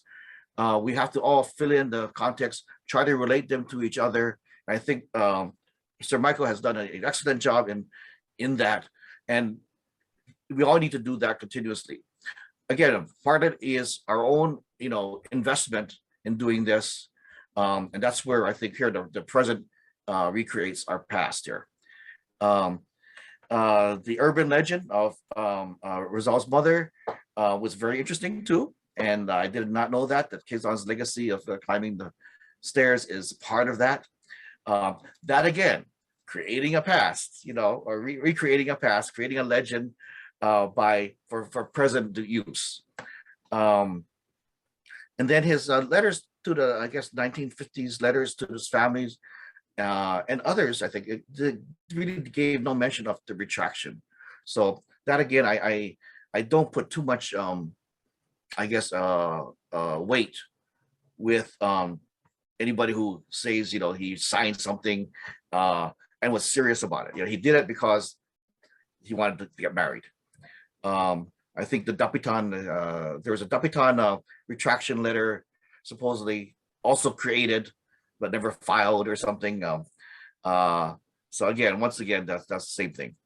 I don't want to take too much time because I think there could be a lot of questions here, Q&A session, because there's so much information that was presented to us, and I would like to open up to everyone else, actually. Thank you, Sir Clem, for your insightful comments. Can We now I, start the Q&A portion, and Sir Dr. Fred Magdalena, Associate Director of the Center for Philippine Studies at the University of Hawaii at Manoa, will serve as moderator. Sir Fred? Okay, thank you very much. I really appreciate the long lecture of Sir Michael Xiao Chua. He exceeded some of our expectations. Normally we do this in about 45 minutes or so, but he gave us a long but very worthy lecture of about 1 hour and 20 minutes.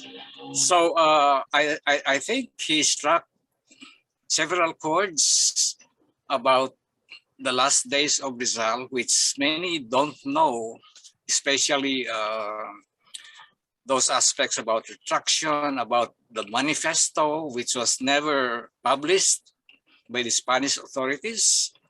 And of course, the debate about whether Rizal was in favor or not in favor of the Philippine Revolution, which was, looming at that time. And Dr. Pio Valenzuela gave us some hint, according to Dr. Chua's lecture, about Rizal's inner thoughts about the revolution.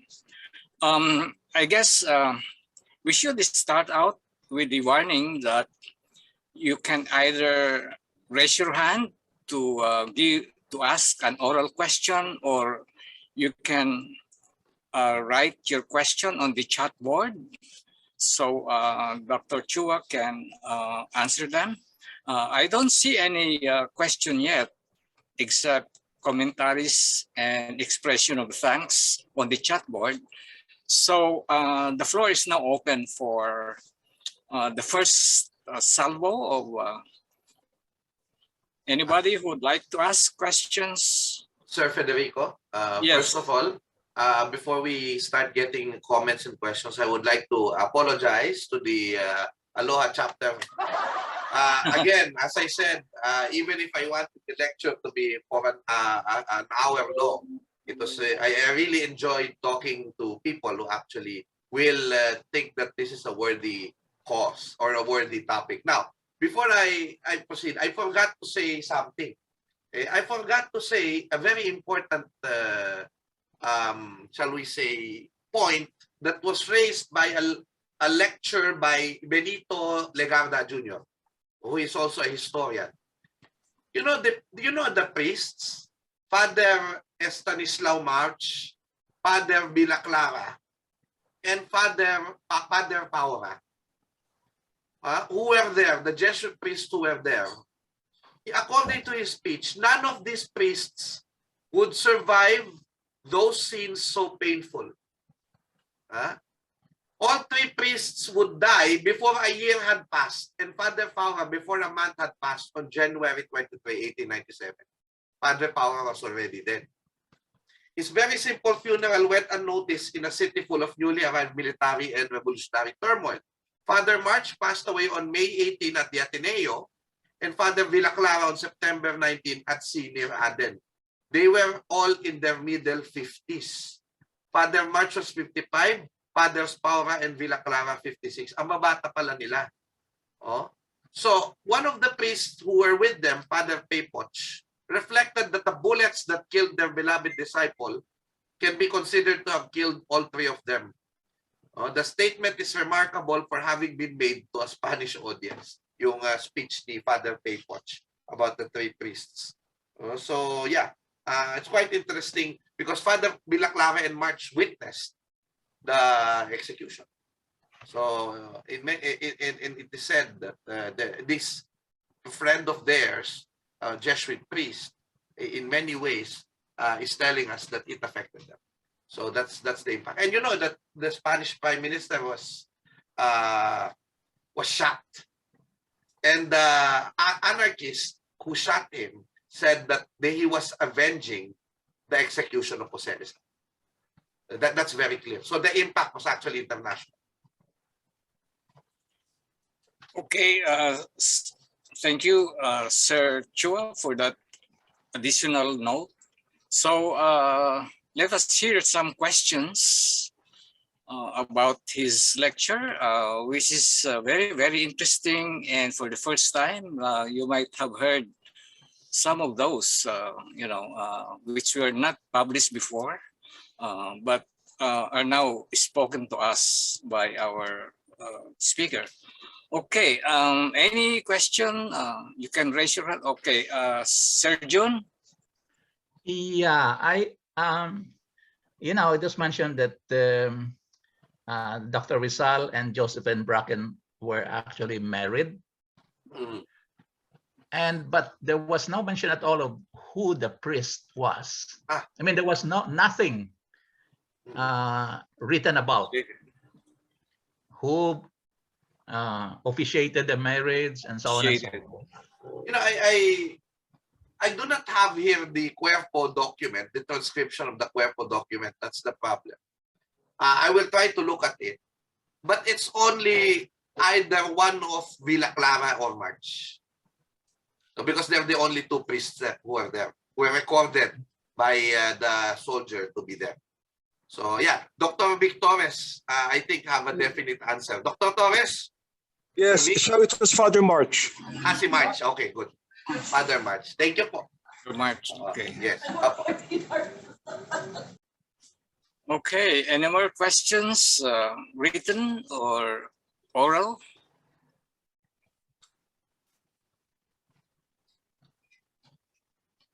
I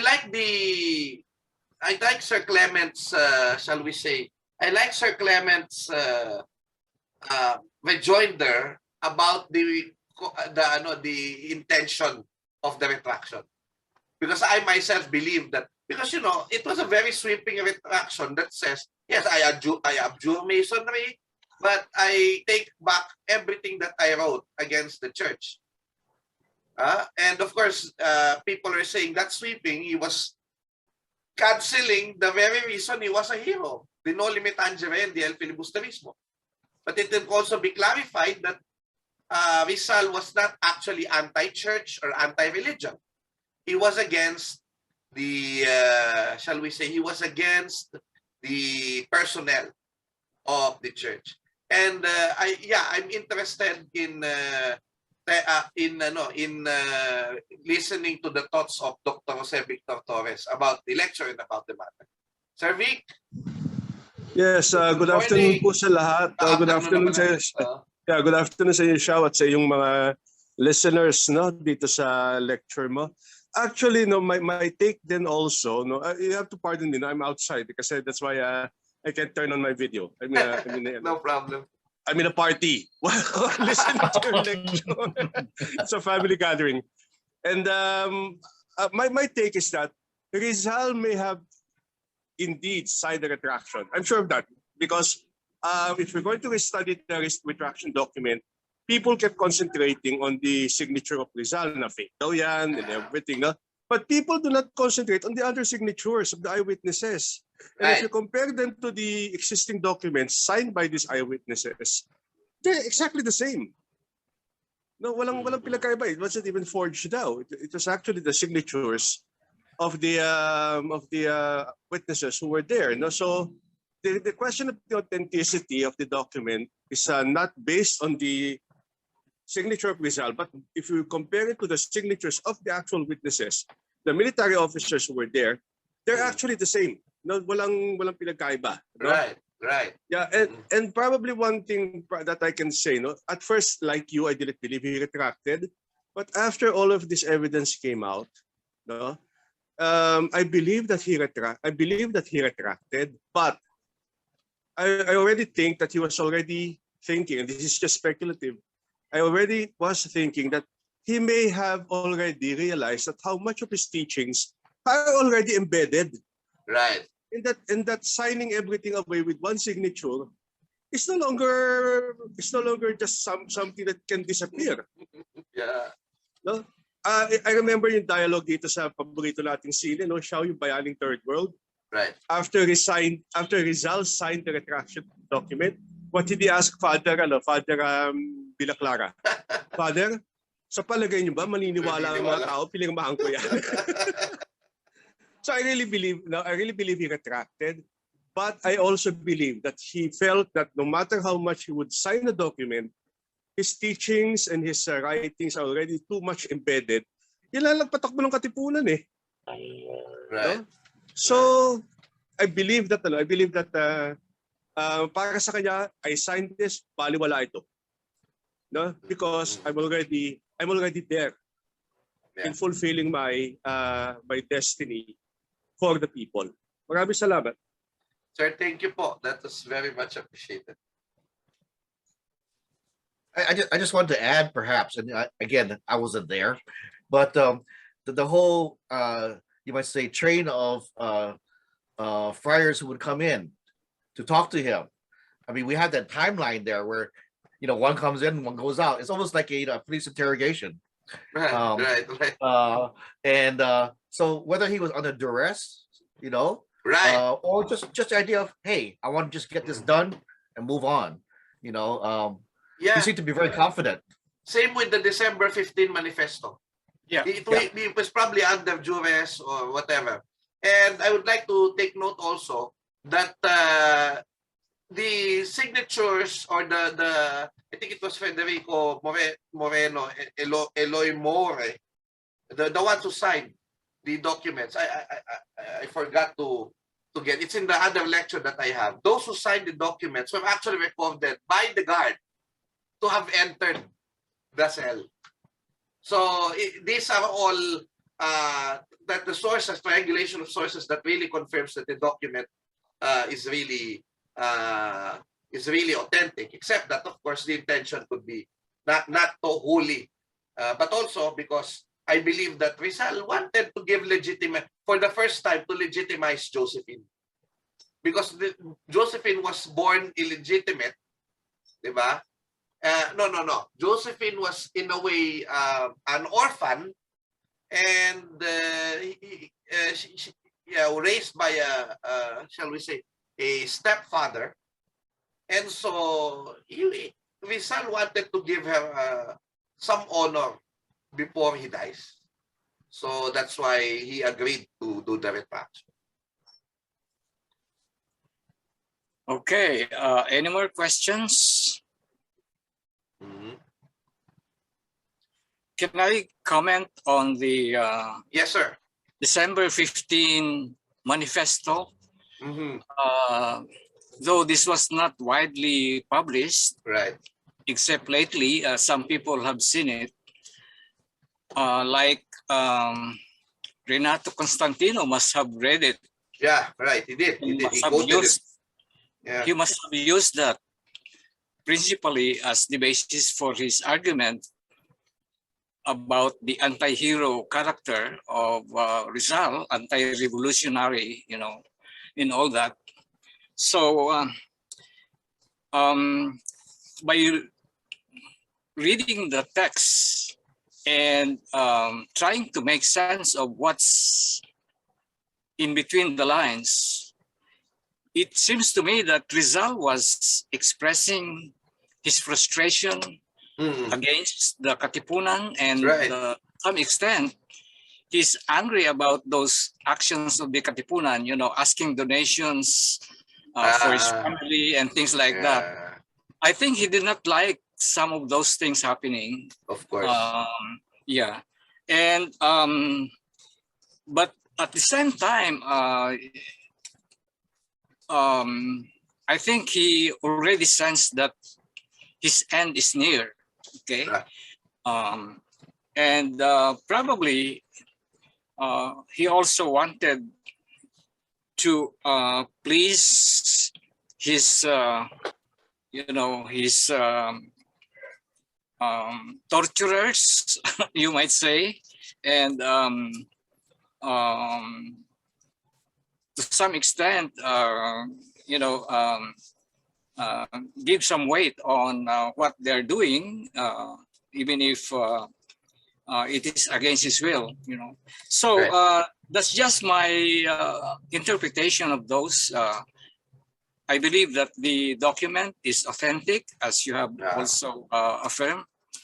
but there is an angle to it that might give weight to the argument against Rizal, for being anti-revolutionary, although other documents would say otherwise, okay? Especially his poem where he gave them credit, for dying for the country.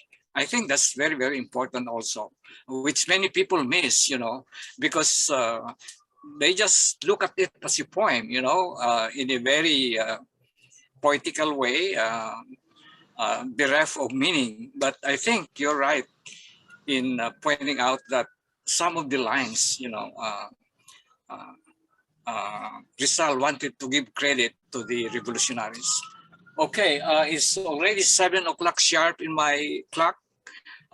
Sir, I think I would like to give Sir Victor's last Okay. the last The comment. last comment. Okay. That will be the last comment because it's already 7. Thank you so much. My apologies.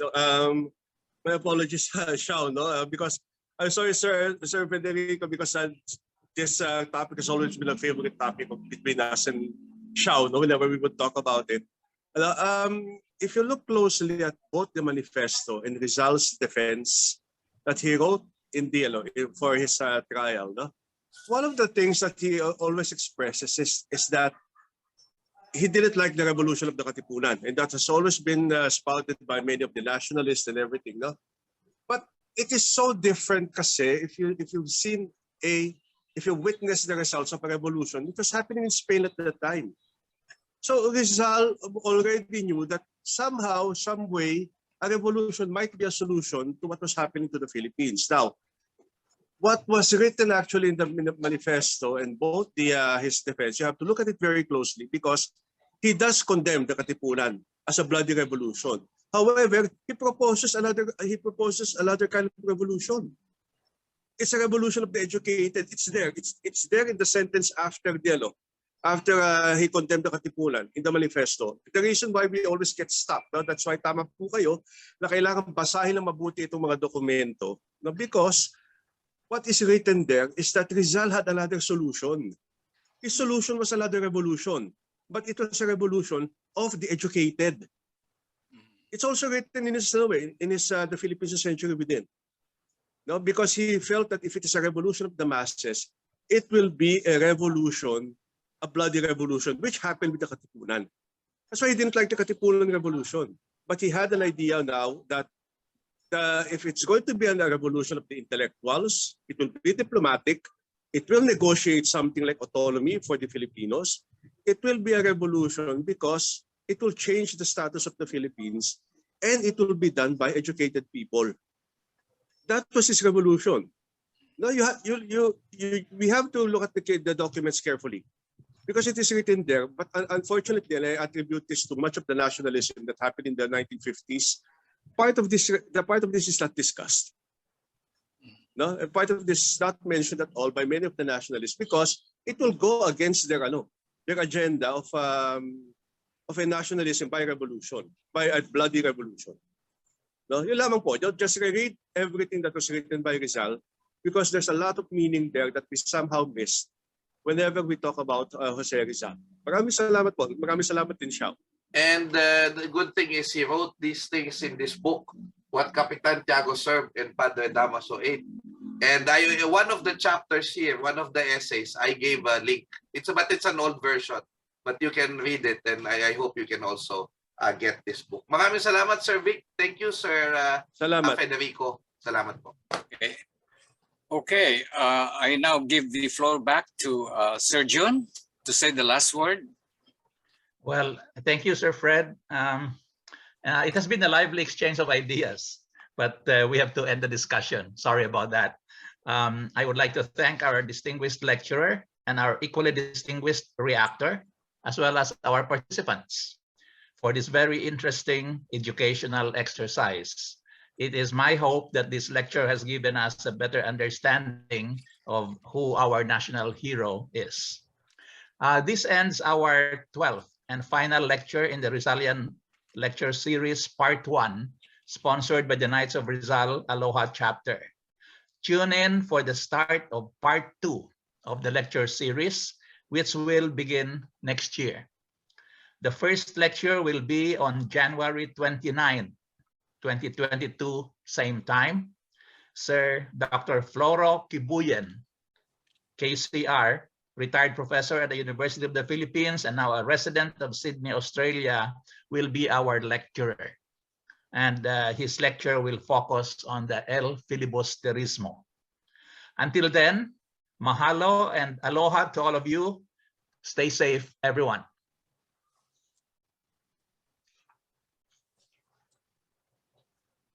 Salamat And po. those, Thank you again. those of you who want to get a certificate of attendance, you can send an email to me. My email address is juncolme@yahoo.com.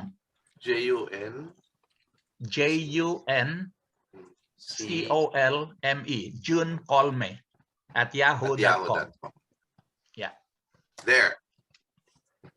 Okay. I think with that, thank you, everybody. Kudos to the dog Thank you, of Sir and- Raymond. Hello, dog. Was it like, yeah, I mean, somebody has been firing or lighting up like firecrackers and he's feeling scared. And so it's coming up. Thank Salamat you. po ulit, no, Nomnis Moria. God love you. Bye-bye. Yeah, Christine and to Salva, everybody, hello. Thank happy you. holidays, Bye. Merry Christmas. Merry Mabuhay Christmas. kayo. Merry Christmas. And thank you, Dr. Torres, too. Oo, salamat po. Yeah. Thank you again, Clem. Sir Clem. Thank you, Sir Clem. Thank you, Sir Fred. Okay. Sir Stan. And of course, Sir Xiao. Thank you. And I look forward Bye-bye. to having Thank you you,